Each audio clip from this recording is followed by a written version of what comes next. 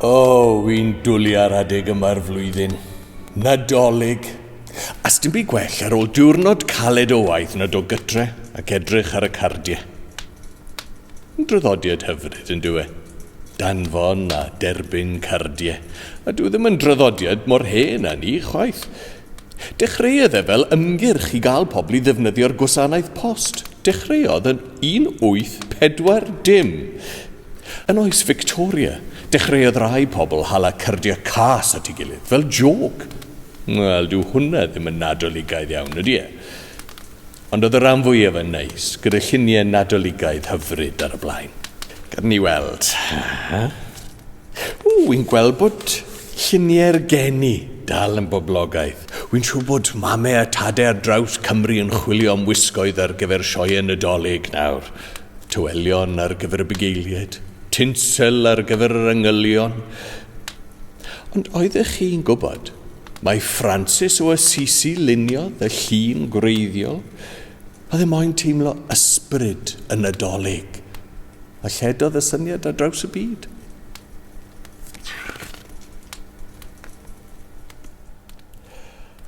A dyma i chi draddodiad diddorol, os nad ychydig yn rhyfedd. Mwy na 100 mlynedd yn ôl, yn swydd Henffordd ac ar hyd ffin Cymru, oedd ffermwyr ar noswyl Nadolig yn troi i gwartheg i wynebu'r dwyrain, fel ei bod nhw'n gwynebu'r un ffordd â gwartheg Bethlehem. Ac ar noswyl Nadolig, oedd y ffermwyr hyd yn oed yn credu bod ei anifeiliaid nhw yn gallu siarad.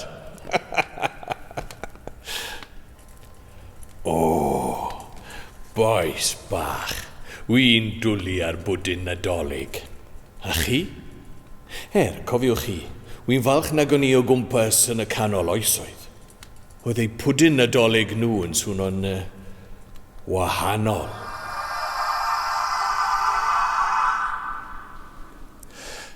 Y dath o'r dwyrain, fel rhyw uwd tenau, gyda cig, ffrwythau, speis, wyau a gwyn. Ddim at fyna'n ti.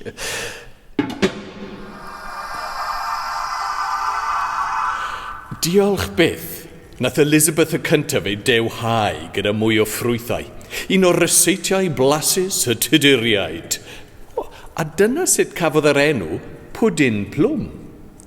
Gorffon ni aros tan ddyddiau George y cyntaf i dynnu'r cig mas ohono fe, ac yn oes Victoria a gafon ni'r pwdin Nadolig mwy na lai fel y ni'n ei nabod heddiw, a dath yn boblogaidd ar draws y byd.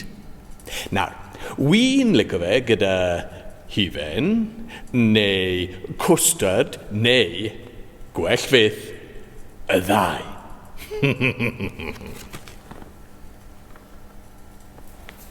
Mae dant melys dy fi, ac ar noswyl Nadolig byddai i'n neud taffi. Nawr, yn ôl y sôn, oedd pobl yn dweud ei ffortiwn gyda'r taffi. Ond nhw'n ei ferwi ar dan agored, wedyn ei roi llwyed ar y tro mewn i ddŵr o'r, a byddai'r siapau gwahanol yn creu ystyr gwahanol. Enghraifft, efallai byddai'r siap yn creu llythyren cyntaf y person o chi mynd i briodi. Oedd gwneud taffi yn boblogaidd iawn yng Ngogledd Cymru, lle byddai'r teuluoedd yn dod at ei gilydd i gael cinio Nadolig, a wedyn chwarae gemau, canu caneuon, a gwneud taffi. Nawr, mae hwnna'n swnio fel lot o sport. Wy'n dwlu canu carolau dros y Nadolig. Nawr, yma yng Nghymru, yn yr ardaloedd mwyaf gwledig, bydd y gwasanaeth plygain yn cael ei gynnal bob bore Nadolig. Canu plygain yw un o'n traddodiadau Nadolig hynaf ni. Bydden nhw'n dechrau am 3 neu 4 gloch y bore, a bydd y pobl yn dod â cynhwyllau i oleio'r eglwys. A bydde unrhyw un yn gallu cymryd rhan. Lle chi canu 1 2 3 neu 4 llawn harmoni. A dod dim unrhyw fath o drefn i'r gwasanaeth o gwbl. Bydde'r gwasanaeth yn gallu para oriau. A wedyn bydde pawb yn mynd adre. A bydde dathliadau'r Nadolig yn dechrau. Mae'n siŵr bod e'n gwbl hudolus. Yng ngolau canwyll. Wi ddim yn siŵr byddwn ni'n licio codi am 3 o'r gloch y bore, chwaith. Maen nhw dal i gannu plygain mewn rhannau o Gymru heddi. A mae'n draddodiad gwbl arbennig. Ar gyfer heddiw'r boren, faban bach, fe anwyd gwreiddyn Jesen faban bach. Gan hynny tirdan brodlon fel yr ŵyn. A'r hen goeden Nadolig. Dath y syniad o ddod â choeden i'r tŷ yn wreiddiol o'r Almaen o'r 11 ganrif ar 15. A dath y syniad yn boblogaidd. A nath y tywysog Albert y peth yn ffasiynol rhyw 300 mlynedd yn ddiweddarach. Ond mae dod â phlanhigion bythwyrdd i mewn i'r tŷ fel eiddew, celyn neu uchelwydd yn hen draddodiad.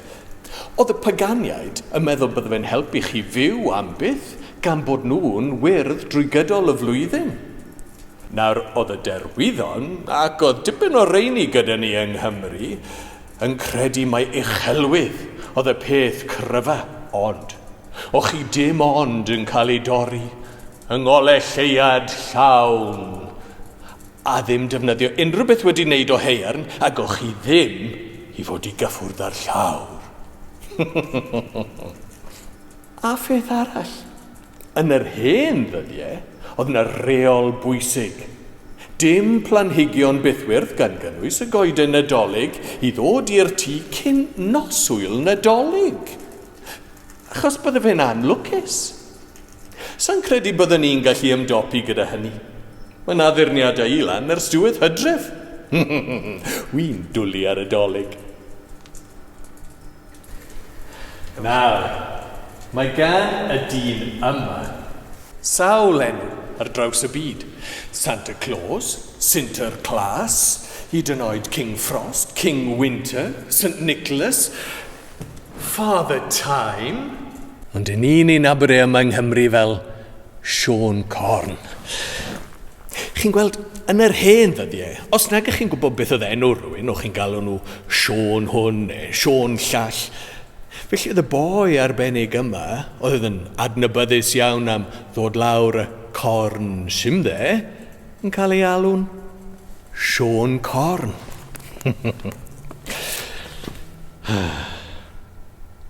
Gobeithio daw Sion Corn atoch chi. I chi di sgwennu ato fe to? Pidwch y becso. Digon o amser. Dolig llawen i chi gyd. Ho ho ho! Nadolig llawen! Ho ho ho ho!